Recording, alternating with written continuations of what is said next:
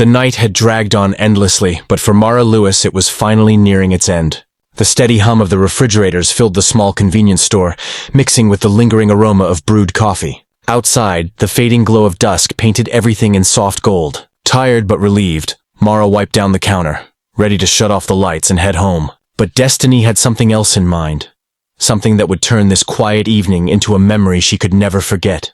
Just as her fingers brushed the register key, the doorbell chimed and 3 men stepped in. Before she could speak, an unsettling chill spread through her.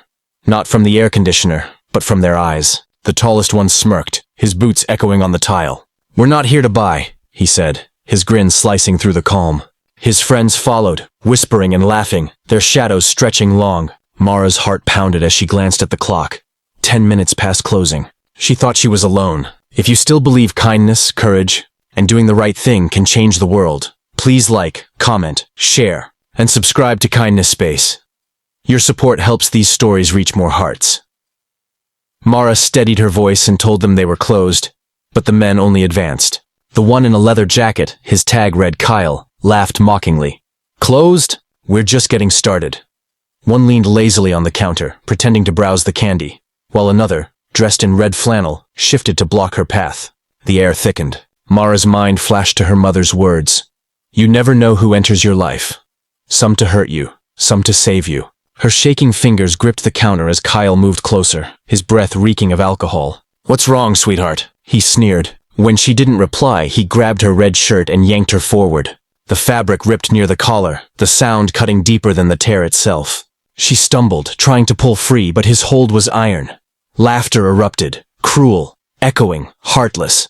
Her eyes burned, but she refused to cry. Panic clawed at her chest. Then, thud, a sound came from the back room. Another step. The men turned, startled. Mara froze, eyes wide as 3 figures emerged from the shadows. Their boots struck the floor with calm, deliberate force. The laughter died instantly. The man in front stepped into the light. A tall, broad figure in his late 40s, a salt and pepper beard framing his jaw, tattoos curling down his arms. His black leather vest bore the unmistakable patch, Hell's Angels. The name stitched across his chest read R.L. Chills.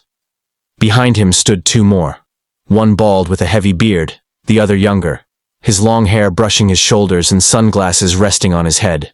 They'd clearly seen trouble before. Mara's pulse thundered as the bikers halted, eyes fixed on the men who had just moments ago thought they ruled the room. The air between the bikers and the gang hung heavy, thick with unspoken warning. The leader's gaze, cold, steady, and sharp as steel, fixed on Kyle's hand, still clutching Mara's torn shirt. His voice came out low, calm but laced with danger. "You might want to let go of that." Kyle forced a laugh, trying to sound bold. "What's it to you, old man?" he sneered. But the tremor in his voice betrayed him. The biker said nothing. He simply took a step forward, slow and deliberate. The silence deepened. The air seemed to tighten around them. Kyle's smirk faltered, and after a tense pause, he released Mara's shirt, stepping back. His friends stopped laughing. Their bravado cracked. "You boys had your fun," the biker said evenly, his tone soft but slicing through the room like a blade. "Now you're going to walk out, quietly." But men like Kyle never liked being told what to do. He spat on the floor. "You think you can scare us?" he snapped, though his voice wavered. The younger biker behind the leader cracked his knuckles, grinning faintly. The bald one tilted his head, looking bored, as if he'd seen this 100 times. The leader's eyes stayed locked on Kyle's. "No," he said calmly. "I don't think. I know." What followed wasn't a fight, it was lightning. Kyle swung first, but the biker caught his wrist midair, twisted, stepped, and dropped him to the floor in one motion. The second man charged, only to be slammed against the counter by the bald biker, the shelves rattling from the impact. The third froze, his courage gone, hands raised as he stumbled backward. The doorbell jingled as he bolted outside. The others scrambled after him, shouting, their voices fading into the night. Then, silence.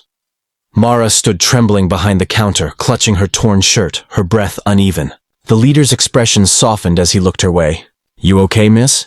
he asked gently. She nodded, her voice cracking. "Thank you," she whispered. He gave a small nod. "Keep your lights on a little longer tonight. You're never as alone as you think." Then the 3 men turned and walked toward the door, their boots echoing softly. Sunlight caught their reflections as they stepped outside. Mara watched as the motorcycles roared to life, the sound fading into the evening breeze. Her heartbeat slowed. Tears welled in her eyes. Not from fear, but from something warmer. Relief. Hope. For the first time in a long while, she felt safe. She realized heroes don't always wear badges or capes. Sometimes they wear leather, tattoos, and a quiet kind of courage that speaks through action. If this story moved your heart and reminded you that kindness can come from unexpected places, please like, share, and subscribe to Kindness Space.